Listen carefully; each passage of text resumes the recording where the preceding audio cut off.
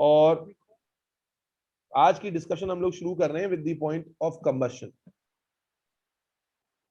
बेटा बच्चा कंबशन कहते हैं बर्निंग को, मैं एक्सो एंडो में भी पढ़ा चुका हूं। एक्सो एंडो में भी एग्जांपल में, एक्सो में मैंने एग्जांपल दी थी किसकी, कंबशन की, किसी चीज को जलाना। वैसा नहीं कि जो लड़कियां या लड़के एक दूसरे को जला रहे होते हैं, वो वाला जलाना नहीं, बर्न करना, ठीक है ना। वो नहीं कि जो सिविक लेके निकला लौंडा वो जला रहा है दूसरों को, है जी, या आईफोन 13 हाथ में लेकर दूसरों को जला रहे हैं, वो वाले जलाने की बात नहीं हो रही।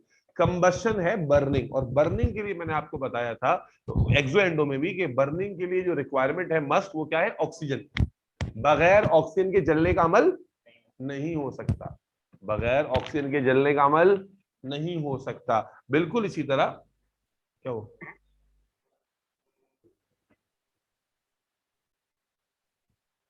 ठीक है जी। तो अब कंबशन बेटा, जब हम किसी भी ऑर्गेनिक कंपाउंड की करते हैं उसका बेसिक पैटर्न सीखो। जैसे मीथेन की एग्जांपल हम ले रहे हैं तो वहीं से शुरू कर लेते हैं। बेटा कंबशन का पैटर्न ये होता है कि ऑक्सीजन क्या करती है, हर एलिमेंट को कंप्लीटली ऑक्सीडाइज कर देती है। ऑक्सीडाइज करने का मतलब हर एलिमेंट जो उस कंपाउंड में मौजूद है, ऑक्सीजन उससे अलग अलग कंबाइन हो जाती है। मिसाल के तौर पे जब ऑक्सीजन कार्बन से अलग से कंबाइन होगी तो क्या बना लेगी, कार्बन डाइऑक्साइड। जब ऑक्सीजन हाइड्रोजन से अलग से कंबाइन होगी तो क्या बना लेगी, H2O। तो इसलिए आप क्या देखते हैं, कंबशन का पैटर्न समझना कि कंबशन इज अ रिएक्शन जिसमें आप किसी भी कंपाउंड को ऑक्सीजन की प्रेजेंस में हीट अप करते हैं तो वो बर्निंग रिएक्शन शुरू हो जाता है। इट इज ऑलवेज एक्सोथर्मिक, हमेशा कंबशन से क्या होता है, हीट रिलीज होती है। आवाज नहीं आ रही आपकी मुझे, हीट क्या होती है, रिलीज होती है, ठीक रिलीज। है। तो हीट रिलीज होती है कंबशन रिएक्शन। थोड़ा सा कुर्सी इधर करो तो आपका चेहरा छुप गया। हाँ बस ठीक है। तो कंबशन में हमेशा हीट रिलीज होती है। और कंबशन का पैटर्न क्या होता है, यानी अगर मैं CH4 का ना पूछूं, मैं तुम्हें बार बार बता रहा हूँ, ये होमोलोगस सीरीज है। जो चीज हम CH4 पे अप्लाई कर रहे हैं मीथेन पर, वही डीकेन पे भी अप्लाई होगी। तो अगर मुनीब खान, जुहेर, अगर मैं यही रिएक्शन मक्सी ऐसे लिखना चाहूँ, मैं कहूँ कि भाई इंडीड सर, इंडीड। C3H8 का रिएक्शन लिखना है, तो इसमें भी क्या होगा, हमने वही पैटर्न फॉलो करना है कि ऑक्सीजन क्या करेगी, कार्बन को भी ऑक्सीडाइज कर देगी और हाइड्रोजन को भी ऑक्सीडाइज कर देगी। प्रोडक्ट क्या बनेगा, CO2 एंड H2O। तो फर्क, कोई फर्क पैदा नहीं होगा। हाँ, बैलेंसिंग में फर्क आ जाएगा कि यहाँ पर आप जो है जब बैलेंसिंग करते हैं तो यहाँ कुछ ऐसे होती है बैलेंसिंग, और यहाँ पर बैलेंसिंग कुछ यूं हो जाएगी, 4 3 3 to 6 और 10 5, यहाँ बैलेंसिंग कुछ ऐसे हो जाएगी। तो अमाउंट ऑफ कार्बन डाइऑक्साइड पे तो फर्क आएगा। यानी आप देखिए ऊपर जो अमाउंट ऑफ कार्बन डाइऑक्साइड है वो 1 मोल है, नीचे जो अमाउंट ऑफ कार्बन डाइऑक्साइड है आप देखो 3 मोल्स है, ऐसा। ऊपर के रिएक्शन में जो अमाउंट ऑफ कार्बन डाइऑक्साइड है वो 1 मोल है, नीचे के उसमें 3 मोल्स बन रहे हैं। ऊपर वाटर के 2 मोल्स बन रहे हैं, नीचे वाटर के 4 मोल्स बन रहे हैं। तो जब आपने एक छोटे अल्केन की जगह एक बड़े अल्केन को कंबस्ट किया है, एक छोटे अल्केन की जगह एक बड़े अल्केन को कंबस्ट किया है, तो प्रोडक्ट वही है, क्वांटिटी में फर्क आया, यस और नो। कोई मसला तो नहीं है इसमें। इसी जगह मेरे बच्चों, जैन, बाकी सब जो मौजूद है क्लास में, अगर मैं यहाँ 10 कार्बन ले लेता, या मैं यहां पर 9 कार्बन का कंपाउंड ले लेता, C9H20 ले लेता, और इसको कंबस्ट करता, तो क्या प्रोडक्ट बनता, क्या प्रोडक्ट अलग बनता कुछ, बोलो भाई। पैटर्न क्या है नो बच्चों, सर। क्या पैटर्न है कि नो कार्बन भी ऑक्सीडाइज हो जाता और हाइड्रोजन भी ऑक्सीडाइज हो जाता। जब कार्बन ऑक्सीडाइज होता तो क्या बना देता बेटा, वो सबका जवाब आना चाहिए मुझे, CO2 and H2O। Is that clear to everybody. हाँ, बैलेंस करते तो यहाँ 9 लगा देते, यहाँ पर अल्लाह भला करे 10 लगा देते, 9 2 18 और 10 28, यहाँ 14 लगा देते। तो बैलेंस करते हुए अमाउंट में फर्क आ जाता कि आप देखें 3 कार्बन वाला आप कंपाउंड जब बर्न कर रहे हैं तो आपको 3 मोल्स मिल रहे हैं कार्बन डाइऑक्साइड के, जबकि 9 कार्बन वाले से 9 मोल्स मिल रहे हैं कार्बन डाइऑक्साइड के। समझ में आ रही बात, प्रोडक्ट पे फर्क नहीं आएगा। तो हमने क्या कहा, कंबशन रिएक्शंस क्या होते हैं बेटा, ये वो रिएक्शंस होते हैं जो केमिकल प्रॉपर्टीज में पढ़ा रहे हैं हम, कि जिसमें आप किसी भी ऑर्गेनिक कंपाउंड को in the presence of oxygen heat करते हैं तो वो कंप्लीटली ऑक्सीडाइज हो जाता है। क्लियर है। और जब हाइड्रोकार्बन है तो जब भी ऑक्सीडाइज होगा, चाहे 2 कार्बन का हो या 200 कार्बन का हो, क्या बनेगा, कार्बन डाइऑक्साइड और water. Is this clear to everybody. These all reactions are always exothermic, always. Exothermic. अब यहां पर एक बात और समझने की है कि कंबशन भी 2 तरह की होती है। कंबशन भी एक होती है कंप्लीट कंबशन, और एक होती है, मैं सही पढ़ा रहा हूं ना, चेक कर रहे हैं आप, कंप्लीट कंबशन। जी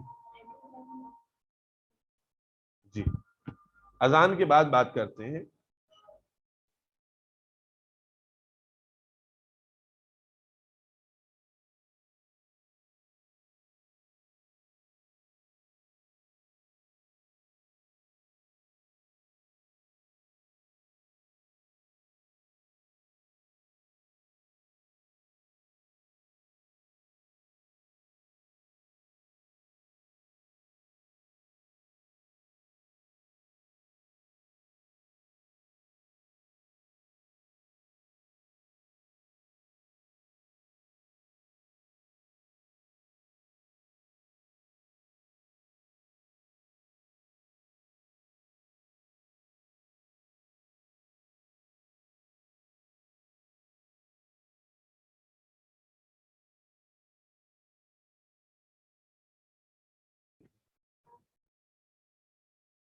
देखो बैलेंसिंग ऑफ केमिकल इक्वेशन में कोई टेक्निक नहीं है, और this is something which we learn at 9th standard, ठीक है। तो किसी भी तौर पे 11th grade pay balancing is not a learning objective, but if you से कि हाँ प्रैक्टिस करवाने कुछ तो किसी दिन जरूर करा, ठीक है। और trust me it's not that difficult, it is not, ठीक है, वरना 9th ग्रेड में क्यों पढ़ाते हैं। अच्छा मेरे बच्चे, हम लोग कंटिन्यू करते हैं। तो बात हमारी हो रही थी, मैंने कहा कंबशन में क्या होगा, हाइड्रोकार्बन या कोई भी कंपाउंड हो, अगर ये ना हो कोई भी कंपाउंड हो, अगर आप कंबस्ट कर रहे हैं ना, तो हर एलिमेंट जो उसमें मौजूद है वो क्या हो जाएगा, ऑक्सीजन से अलग अलग रिएक्ट करके ऑक्साइड्स बना लेगा, अपनी अपनी ऑक्साइड्स बना लेगा। अब मैंने कहा कंबशन ऑलवेज एक्सोथर्मिक होती है, ये हम एक्सो एंडो वाले चैप्टर में पढ़ चुके हैं। और अगली बात जो मैं बताने लगा हूं कि कंबशन दो तरह की होती है, और वो दो तरह की कंबशन कौन सी है। पहली वैरायटी है बेटा कंप्लीट कंबशन, और इस वक्त जो आपके सामने इक्वेशंस लिखी हुई है, ये इक्वेशंस कंप्लीट कंबशन को शो कर रही है। अब सवाल ये आता है कि हमें कैसे पता चलेगा कंप्लीट कंबशन है। तो बेटा कंप्लीट कंबशन के लिए आप गौर कीजिएगा, ये हमेशा पैराग्राफ में लिखा होता है, हम गौर नहीं करते कि वो हमेशा आपको कहेगा कि फला compound is burned in excess of air, फला compound is burned in excess of air, फला compound is burned in excess of oxygen।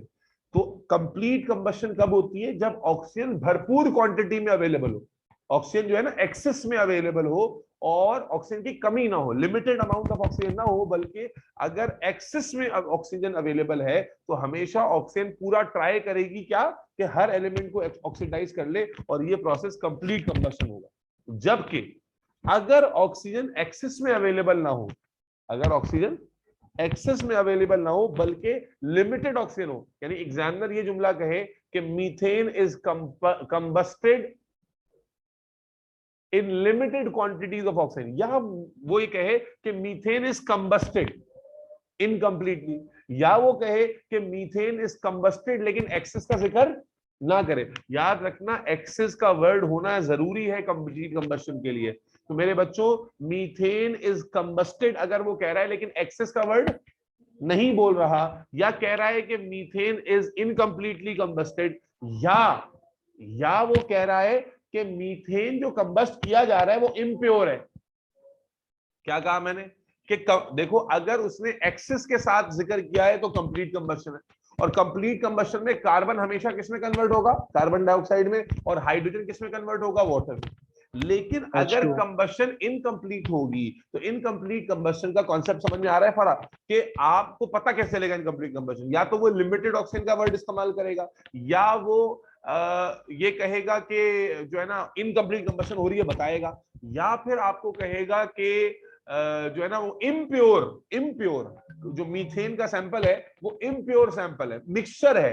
तो याद रखिएगा कि जब आप ऐसी किसी भी शर्त पर कंबशन करते हैं मीथेन की, जैसे मान लें कि यहां पर हम ऑक्सीजन के साथ कर रहे हैं लेकिन ऑक्सीजन की सप्लाई लिमिटेड है, तो अब हम क्या देखते हैं, अब हम ये देखते हैं कि क्योंकि ऑक्सीजन लिमिटेड है तो इसीलिए ऑक्सीजन कार्बन को फुली ऑक्सीडाइज नहीं कर पाती। तो देयर आर टू पॉसिबिलिटीज, या तो कार्बन मोनोऑक्साइड बनती है, डाई नहीं बनती, या तो मोनो बनती है या और डाई नहीं बनती, या फिर कार्बन ऑक्साइड बनाता ही नहीं है बल्कि कार्बन अलग हो जाता है, कार्बन सूट की फॉर्म में, कार्बन पार्टिकल्स की फॉर्म में कार्बन अलग हो जाता है। ये मैंने स्लैश लगाया है कि या तो कार्बन मोनोऑक्साइड बनेगी या कार्बन, दोबारा समझना, जब ऑक्सीजन एक्सेस क्वांटिटी में अवेलेबल नहीं होगी तो हम क्या देखते हैं कि कार्बन जो कि थोड़ा स्टेबल एलिमेंट है वो फुली ऑक्सीडाइज नहीं होता, जब बल्कि वो क्या करता है, या तो वो अपनी मोनोऑक्साइड बना लेता है, या वो ऑक्साइड ही नहीं बनाता बल्कि अलग हो जाता है एज सॉलिड कार्बन, ठीक है। जबकि वाटर में जो हाइड्रोजन होता है बहुत छोटा सा एटम होता है, तो वाटर लिमिटेड क्वांटिटी में भी गुजारा करता है और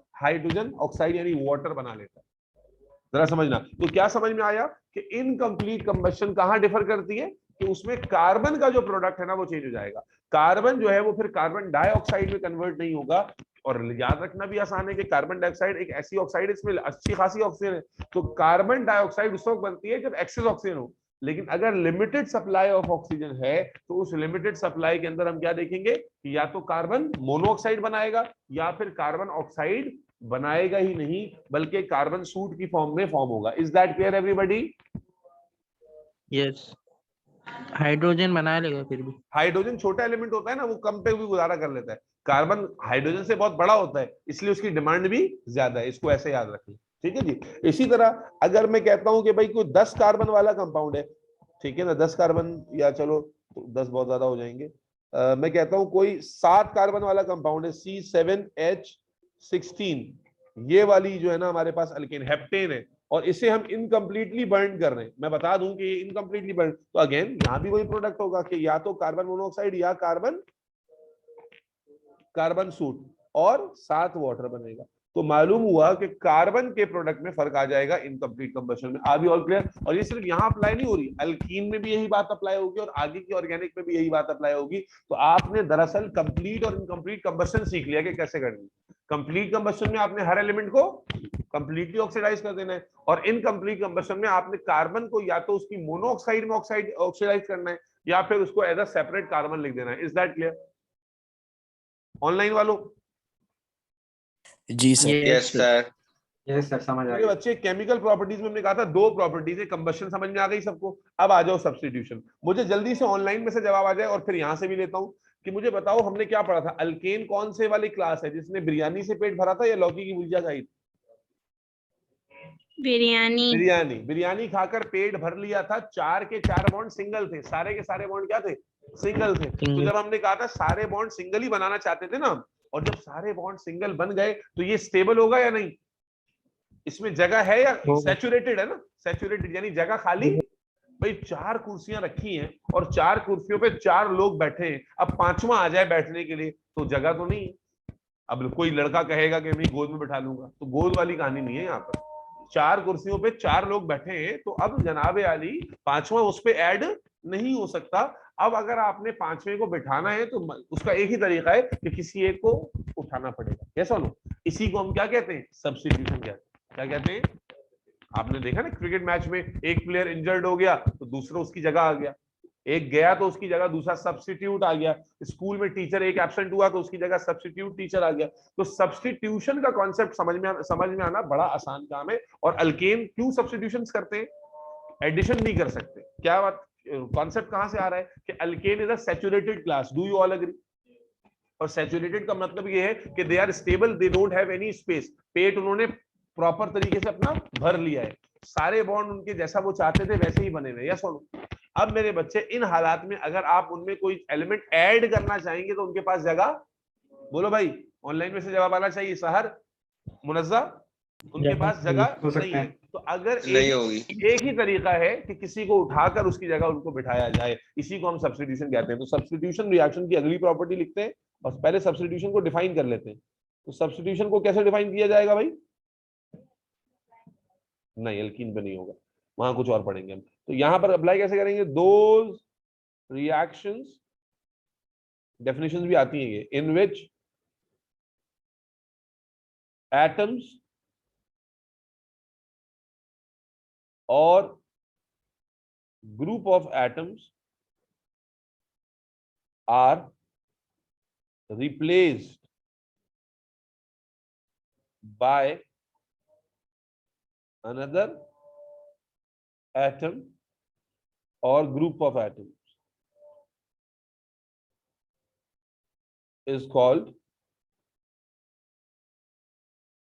substitution. तो क्या सबको इसकी लॉजिक समझ में आ गई कि अल्केन सब्स्टिट्यूशन क्यों करेगा?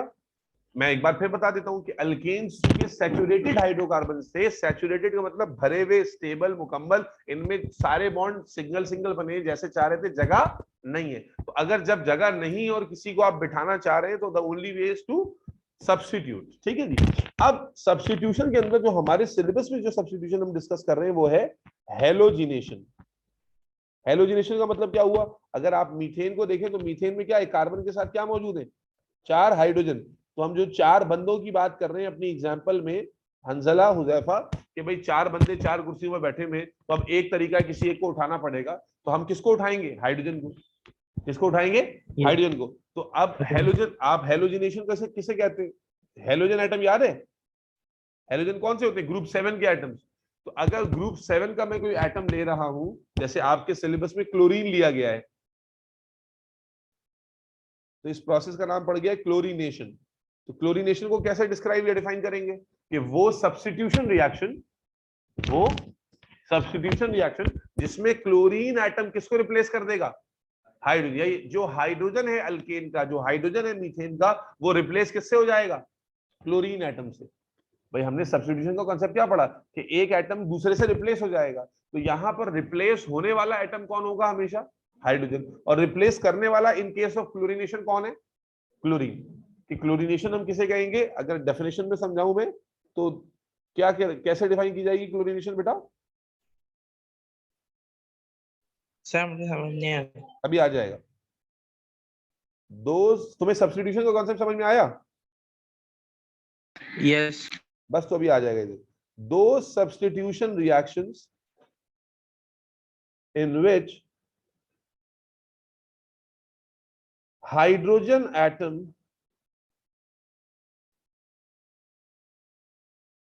of alkane is replaced by chlorine are called chlorination reactions। अब इस डेफिनेशन को तवज्जो से पढ़ेंगे तो बात समझ में आ जाएगी। जिसने सवाल पूछा था कौन था भाई, कि वो रिएक्शन जिसमें हम क्या देखेंगे कि अल्केन के जो हाइड्रोजन हैं, जैसे मीथेन के जो हाइड्रोजन हैं, उनको हटा हटा के उनको सब्स्टिट्यूट हम करेंगे किससे बच्चों, क्लोरीन से। Is that clear? अब आप देखोगे तो और अच्छे समझ में आ जाएगा। इसको समझाते हैं, इसको लिख करके दिखाते हैं। तवज्जो रखिएगा बेटा, ये आपने ले लिया मीथेन, ठीक है जी, और ये आपने ले ली क्लोरीन। आप जानते हैं क्लोरीन जो है वो Cl2 की फॉर्म में एग्जिस्ट करती है। इस रिएक्शन को करवाने के लिए हमें अल्ट्रा वायलेट लाइट की कंडीशन लाजमी चाहिए होती है। Ultraviolet light is a condition for this reaction. तो यूवी का मतलब है अल्ट्रा वायलेट। अब क्या है, हम जानते हैं कि क्लोरीन क्या कर सकता है, हाइड्रोजन को सब्स्टिट्यूट कर सकता है। तो हम क्या देखते हैं बेटा कि जो क्लोरीन एटम है, दो क्लोरीन है ना, जो क्लोरीन एटम है वो क्या करता है, मीथेन में से एक हाइड्रोजन को हटाता है, मीथेन में से एक हाइड्रोजन को हटाता है और उसकी जगह खुद लग जाता है। मीथेन में से एक हाइड्रोजन को सब्स्टिट्यूट करता है। तो जब एक हाइड्रोजन हटा तो हाइड्रोजन कितने रह गए, तीन। उसकी जगह क्या रख गया, क्लोरीन। क्या बन गया, CH3Cl। और ये जो हाइड्रोजन निकलेगा यहाँ से, जो हाइड्रोजन निकलेगा यहाँ से, वो दूसरे क्लोरीन से जाके क्या हो जाएगा, कंबाइन। दो क्लोरीन थे ना, तो जब दूसरे क्लोरीन से जाके कंबाइन होगा तो यहाँ क्या बनेगा, HCl। Is that clear? इसी को खुले हुए वर्जन में देखें, इस चीज को खुले हुए वर्जन में देखें। हमारे पास मीथेन क्या था, क्या यही कंपाउंड था मीथेन, यस और नो? यस। हमने क्या देखा कि क्लोरीनेशन में हम जानते हैं कि अल्केन्स जो होते हैं वो क्लोरीन को ऐड नहीं कर लेते, बल्कि अपने किसी हाइड्रोजन को उससे एक्सचेंज करते हैं। तो क्लोरीन आया और मान लो कि क्लोरीन आने आकर इस हाइड्रोजन पर अटैक किया, तो इसको हटा दिया और इसकी जगह खुद अटैच हो गया। तो ये मैं यूं दिखा रहा हूं कि ये तीनों हाइड्रोजन एज इट इज रहे और इसकी जगह क्या अटैच हो गया, क्लोरीन अटैच हो गया। ये हाइड्रोजन भाई साहब जो यहां से निकले वो जाकर मान लो कि दूसरे क्लोरीन से क्या हो गए, जो दूसरे क्लोरीन थे उससे क्या हो गए, कंबाइन हो गए। तो उससे कंबाइन होकर क्या बना लिया उन्होंने, HCl। तो मैंने ऊपर जो फॉर्म लिखी है वो मॉलिक्यूलर फॉर्म में लिखा है और नीचे जो लिखा है मैंने वो स्ट्रक्चरल फॉर्मूला के। आपको दोनों फॉर्म में लिखना आना चाहिए और ये मुश्किल भी नहीं है। एक कार्बन, भाई स्ट्रक्चरल फॉर्मूला बनाना सीखी थी ना अनीशा, बात को समझ में आई नहीं आई कि भाई मीथेन में आपने एक कार्बन के साथ 4 हाइड्रोजन बनाए। सब्स्टिट्यूशन रिएक्शन में क्या होता है, एक हाइड्रोजन को आप क्लोरीन से क्या कर रहे हैं, रिप्लेस कर रहे हैं। तो रिप्लेस करने में हाइड्रोजन हटाया, क्लोरीन लगा दिया, ठीक है। ये रिएक्शन मेरे बच्चों एक चेन की फॉर्म में चल सकता है। क्या मतलब चेन की फॉर्म में, कि जब तक मेरे पास हाइड्रोजन है, जब तक मीथेन में क्या मौजूद है, हाइड्रोजन, और मैं क्लोरीन देता जाऊं तो क्लोरीन में क्या एबिलिटी है, एक एक करके सारे हाइड्रोजन को वो निकाल सकता है। तो मैं चाहूं तो इस रिएक्शन को आगे भी कंटिन्यू कर सकता हूं। कैसे कंटिन्यू कर सकता हूं, कि पहले स्टेप में मेरे पास प्रोडक्ट क्या आ गया, CH3Cl। अब लेट सपोज मैं दूसरा स्टेप देखता हूं, मैं क्या करता हूं, CH3Cl ले लेता हूं और एक बार फिर से इसको किससे रिएक्ट करा देता हूं, क्लोरीन से। क्लोरीन ने क्या कसम खाई हुई है, क्या करता है क्लोरीन, बताओ भाई, हाइड्रोजन को निकाल देता है। तो हाइड्रोजन को जब निकालेगा तो बेटा क्या, हाइड्रोजन कितने रह जाएंगे, 2, और हाइड्रोजन की जगह क्या लग जाएगा, Cl। एक Cl पहले से लगा हुआ था और एक और लगेगा तो Cl कितने हो जाएंगे, 2। तो क्या बन गया बेटा, CH2Cl। जो हाइड्रोजन निकला वो किससे कंबाइन हो जाएगा? दूसरे क्लोरीन से। HCl. क्या बना लेगा? HCl। H. इसी को खोल के दिखाऊं, अगर इसी को खोल के दिखा देते स्ट्रक्चरल फॉर्म में, हाँ हाँ, तो अरे मेरे बच्चे, ये वाला Cl पहले से लगा हुआ था, ये वाला, और एक और जाके ऐड लगा तो 2 Cl हो जाएंगे ना टोटल। एक वक्त में एक लग सकता है। अब ये देखो बेटा, ये खुली हुई फॉर्म में देखो, ये वाला कंपाउंड था, खुली हुई फॉर्म में समझ में ज्यादा आता है, इसीलिए एग्जामिनर दोनों फॉर्म पूछेगा। और ये हमारा क्लोरीन का मॉलिक्यूल था। हमने क्या देखा? क्लोरीन किस पे अटैक करता है? हाइड्रोजन पर। तो क्लोरीन ने क्या किया? मान लो इस बार इस हाइड्रोजन पर अटैक कर दिया, और इस हाइड्रोजन को हटाकर खुद लग गया इसकी जगह। जब खुद लगेगा तो क्या कहानी हो जाएगी? बोलो भाई। कि यहां पर इसकी जगह क्या आ जाएगा? Cl, ये H ऐसे ही रहेगा, और ये पहले से लगा हुआ था Cl, तो हो गया ना CH2Cl2। बोलो भाई। सर तो यहाँ पे जो आखिरी वाला HCl है इसमें भी दो नहीं होंगे? पहले से तो एक हाइड्रोजन था ही। है भाई, ये तो अलग हाइड्रोजन है ना, ये तो हाइड्रोजन अलग निकला, और ये Cl भी दूसरा वाला है। ठीक है, ठीक, सही। जी बेटा, हाँ। और किसको हटाना चाह रहे हैं? नहीं, और भी आइटम है, लेकिन आपके सिलेबस में क्लोरीन है जो हटा रहे हैं। हाँ, वैसे अगर कोई मैं आपको समझाने के लिए क्लोरीन की जगह आयोडीन ले लूं और मैं कहूँ सब्स्टिट्यूशन करो, तो जो काम क्लोरीन कर रहा है वही आयोडीन कर लेगा, जाके हाइड्रोजन को हटा देगा। अब आप कहें सर हमेशा हाइड्रोजन को हटाएगा? जी हाँ, हमेशा हाइड्रोजन को हटाएगा, क्योंकि हाइड्रोजन छोटा एटम है, उसका बॉन्ड कमजोर होता है कार्बन से। कार्बन और कार्बन का बॉन्ड नहीं मजबूत होता पड़ेगा है, भाई, पूरा कभी वक्त कार्बन को ऑनलाइन नहीं हटाएगा। Is that clear? तो बेसिक, असल में देखो, ऑर्गेनिक में रट्टा नहीं लगाते रिएक्शन का। आपको रिएक्शन की बेसिक साइकी समझनी होगी कि रिएक्शन में करना क्या है। करना सीख लिया तो यही चीज तुम 10 कार्बन पे भी कर सकते हो। अनीका, बात समझ में आ रही है? 43 सेकंड्स का भेजा। Yes sir. इधर देखो, एक और अगले स्टेप पे भी जा सकते हैं। बोलो भाई। अगले स्टेप पे अगर मैं जाना चाहूं तो मैं क्या करूंगा? CH2Cl2 ले लूंगा, और फिर से किससे रिएक्शन करा दूंगा? बोलो भाई। क्लोरीन। क्लोरीन से। अब फिर मैं क्या देखता हूं कि भाई मुझे पता है कि क्लोरीन में क्या एबिलिटी है कि वो फिर से हाइड्रोजन को निकाल सकता है। अब हाइड्रोजन को निकालेगा तो हाइड्रोजन कितने रह जाएंगे? एक। और एक। Cl कितने हो जाएंगे? 3। 3। और क्या बन जाएगा? HCl। इसी को अगर, अब समझ में आ रहा है? इसी को अगर मैं यस। खोल के दिखाऊं तो क्या हो जाएगा? ये Cl यहां लगा हुआ था, यहाँ Cl लगा हुआ था, यहाँ H था, और यहाँ पर H था। अब जब इसका क्लोरीन से रिएक्शन कराया तो मान लो कि इस क्लोरीन ने यहां पर अटैक कर लिया। इज दैट क्लियर बच्चों? इस क्लोरीन ने यहां अटैक किया और इस हाइड्रोजन पर अटैक किया, तो अल्टीमेटली रिजल्ट क्या आएगा? कि यहाँ Cl पहले से लगा हुआ था, यहाँ Cl पहले से लगा हुआ था, यहाँ H अभी भी है, यहाँ क्या आ गया? Cl और HCl। Is that clear?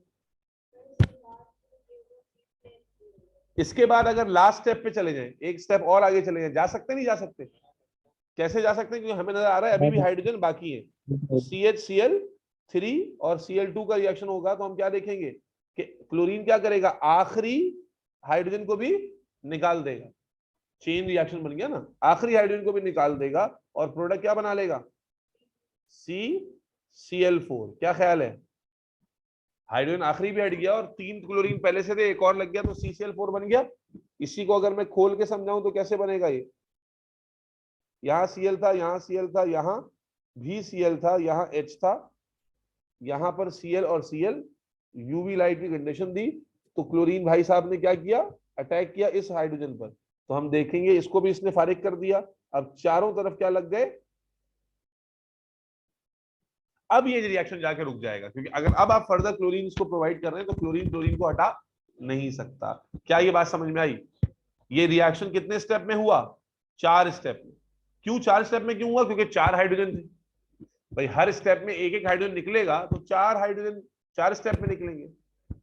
Working सब में एक ही जैसी है, क्या कि क्लोरीन आ रहा है और हाइड्रोजन को निकाल रहा है और उसकी जगह लग रहा है। यस और नो ऑनलाइन वालों? Yes sir, yes sir, yes sir, yes sir, yes sir, yes. चलो, अब अगर ये चीज तो तुम कंप्लीट करो ही करो, लेकिन अगर मैं तुमसे रैंडमली भी पूछ लेता, मैं कहता भाई C9H16 Cl4 ये एक कंपाउंड है, और मैं कहता अब देखो जरा दिमाग लगाना, अगर तुम तेज हो तो बात समझ जाओगे। मैं कहता इसकी आयोडीनेशन करनी है। क्या करनी है? तो मालूम आयोडीन। होगा कि आयोडीन जाएगा अब, और आयोडीन जाके किसको हटाएगा? क्लोरीन को या हाइड्रोजन को? हाइड्रोजन। तो अब कैसे होना चाहिए था? देखो मैं डायरेक्ट तुम्हारे लेवल से ऊपर चला गया हूं, लेकिन बात यह है कि अगर तुम्हें मैं समझा रहा हूं कि रट्टा नहीं लगाओ, समझो के करना क्या। तो क्या होना चाहिए? कार्बन 9 के 9 रहेंगे, क्लोरीन भी यस 4 के 4 ही रहेंगे, ठीक है ना। हाइड्रोजन एक क्या हो जाएगा? कम, और उसकी जगह कौन आ जाएगा? आयोडीन। तो ये सही। फॉर्मूला कुछ यूं बन जाएगा, और जो हाइड्रोजन निकलेगा वो दूसरे आयोडीन से कंबाइन हो जाएगा। तो फॉर्मूला क्या आ जाएगा? C9H15H16 से क्या हो गया? 15। Cl4 का 4 क्यों रहा? क्योंकि हम Cl तो नहीं बढ़ा रहे, Cl तो नहीं चेंज कर रहे, तो Cl4 और आयोडीन एक और आ गया। तो हमने देखा कि ये फॉर्मूला बन गया।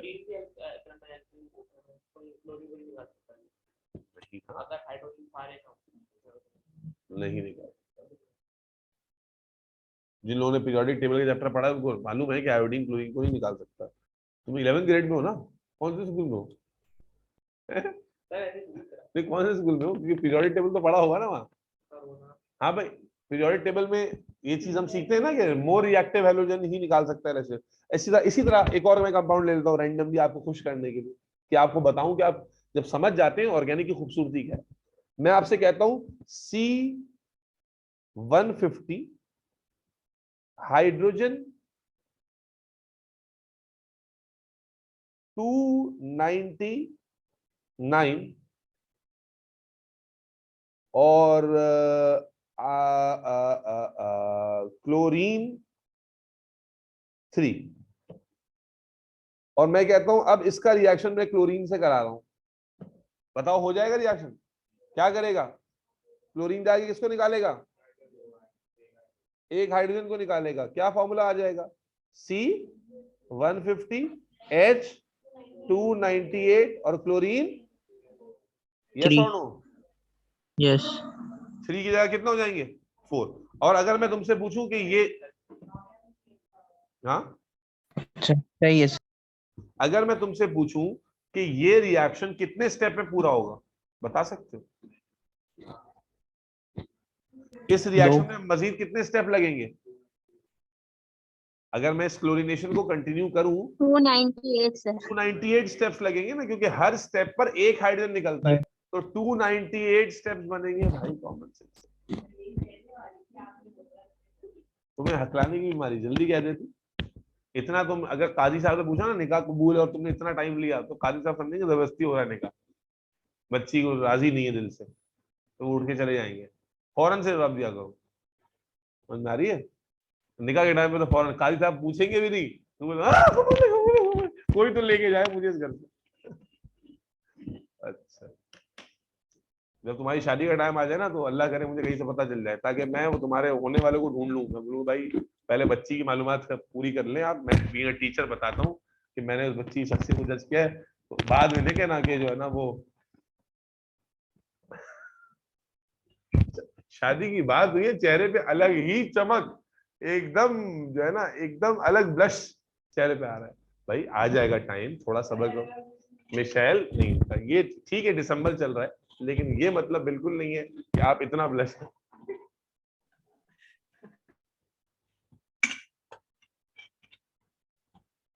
खैर खैर तुम्हारा तो फिर भी हो जाएगा, मैं तो सहर का सोच के घबरा जाता हूँ, कांप जाता हूँ, घबराता नहीं, कांप जाता हूँ। सर खुदा का खौफ कर लें, क्या हो गया आपको? अच्छा चलो बहरहाल ये समझ में आया भाई सब्स्टिट्यूशन रिएक्शंस कैसे होते हैं। मैंने तुम्हारे सामने लाइव एग्जांपल रख दी कि तुम किसी भी कंपाउंड की कर सकते हो, अगर तुम्हें पता हो कि इसमें सब्स्टिट्यूशन करनी है। तो भाई अल्केन खत्म हो गया, क्या बात है। अल्केन में क्या पढ़ा हमने? सर एक लास्ट क्या कह रहे हो? लास्ट वाले। हाँ यही सर। अबे क्या छापने लगे, वो सीख लिया ना। अब क्या सीखा हमने? अल्केन केमिस्ट्री में प्रिपरेशन के कितने तरीके? 2। केमिकल प्रॉपर्टीज भी कितनी? 2। कौन सी केमिकल प्रॉपर्टीज? कंबस्शन और सब्स्टिट्यूशन। सही है। ठीक है जी। सब्स्टिट्यूशन कैसे करना, सब्स्टिट्यूशन रट्टा नहीं मारनी है, हमने ये सीखा सब्स्टिट्यूशन करनी कैसे होती है। अब कोई भी अल्केन आ जाए, माँ की आंख, कर लेंगे। ठीक है जी।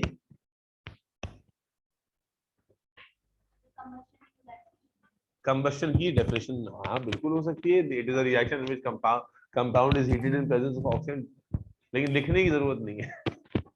सर सिर्फ हाइड्रोजन को क्यों हटाते? कौन है कौन है कौन है, नाम बताओ पहले, कौन पूछ रहा है ये सवाल? किसने पूछा ये सवाल? सुफियान ने पूछा है, सुफियान रशीद ने। अब सवाल किसने पूछा है वो जवाब भी नहीं देगा, अब टैप टाइप करके जवाब देगा। तो एक पहले तो ये बताओ तुम आज फिजिकली क्यों नहीं आए हो बे नल्ले? सर तबीयत खराब थी। तबीयत खराब है, मर क्यों नहीं जाता एक साथ हैं? तो तबीयत खराब के बहाने कर रहा है अल्लाह के बंदे। अगर तुम्हें मरने का वो जो है ना मौका नहीं मिल रहा है तो मैं गाड़ी रिवर्स करूं, मेरी गाड़ी के पीछे खड़े हो। भाई हाइड्रोजन का बॉन्ड ही क्यों टूटता है? मैंने अभी तो बताया था थोड़ी देर पहले कि कार्बन और हाइड्रोजन में जो कार्बन कार्बन के बॉन्ड होते हैं और कार्बन हाइड्रोजन के बॉन्ड होते हैं। कार्बन कार्बन का बॉन्ड मजबूत होता है इसलिए वो नहीं टूटता। कार्बन हाइड्रोजन, चूंकि हाइड्रोजन छोटा सा एटम होता है तो इसलिए इसका बॉन्ड कमजोर होता है। तो इसलिए अगर कोई बॉन्ड टूटना होगा तो पहले हाइड्रोजन का टूटेगा। तोड़ने को तो हम कार्बन कार्बन का भी तोड़ सकते हैं, क्या कंबशन में नहीं टूटा? क्या टूटा ना? जागते रह करो, क्या बातें हो रही है। चलें, मीथेन की केमिस्ट्री खत्म हो गई, अब हेडिंग बना ले केमिस्ट्री ऑफ अल्कीन्स। अल्केन की केमिस्ट्री खत्म। अब जो अल्केन में हमने मीथेन पे पढ़ा वही चीज हम किसी भी अल्केन पे अप्लाई कर सकते हैं। अब हमारे पास बेटा अगली हेडिंग आ रही है आपकी मोहब्बत में। मुनीब समझ में आ रही है बात? जुहेर जी सर, कोशिश कर रहे हैं। कोशिश नहीं करनी है, आ रहा है या नहीं आ रहा है? सर आ रहा था अभी, बेहतरीन बेहतरीन। हाँ भाई, जुहेर कपासी सर वो यही है। यही है? कहाँ है? तुम्हारे बराबर बैठा हुआ है? नहीं नहीं, अनीका वो तुम्हें क्या है वॉशरूम बेटा? गया। मुनज्जा, Yes, sir. जैन मसूद, जैन मसूदी। जी सर। अब आ जाओ केमिस्ट्री ऑफ अल्कीन। अल्कीन के बारे में इंट्रोडक्शन ले लेते पहले। अल्कीन के बारे में पहले इंट्रोडक्शन। भाई सैचुरेटेड कंपाउंड थे या अनसैचुरेटेड थे? जल्दी जल्दी बताओ। क्या बात है, लौकी वाले है ना? अनसैचुरेटेड थे। अच्छा जी, जनरल फॉर्मूला क्या था? CnH2n। कार्बन कार्बन का कम से कम एक डबल बॉन्ड होना चाहिए, यस और नो? और जब अनसैचुरेटेड तो स्टेबल होंगे या अनस्टेबल होंगे? अनस्टेबल, यस और नो? अब मेरे बच्चे, ये तो हो गई इंट्रोडक्टरी बातें। अब इंट्रोडक्ट नहीं बल्कि और भी बातें कर लेते हैं। सॉल्युबल होंगे, इनसॉल्युबल होंगे? क्यों भाई? हम बात कर चुके हैं कि सॉल्युबिलिटी डिपेंड करती है चार्ज पर, पोलैरिटी पर, और इन पे कोई चार्ज नहीं है, तो ये इनसॉल्युबल होंगे। क्या बात है। जब हम स्मॉलर टू लार्जर अल्कीन्स की तरफ बढ़ेंगे, स्मॉलर टू लार्जर अल्कीन्स की तरफ बढ़ेंगे तो क्या ख्याल है इनका? Melting point, boiling point,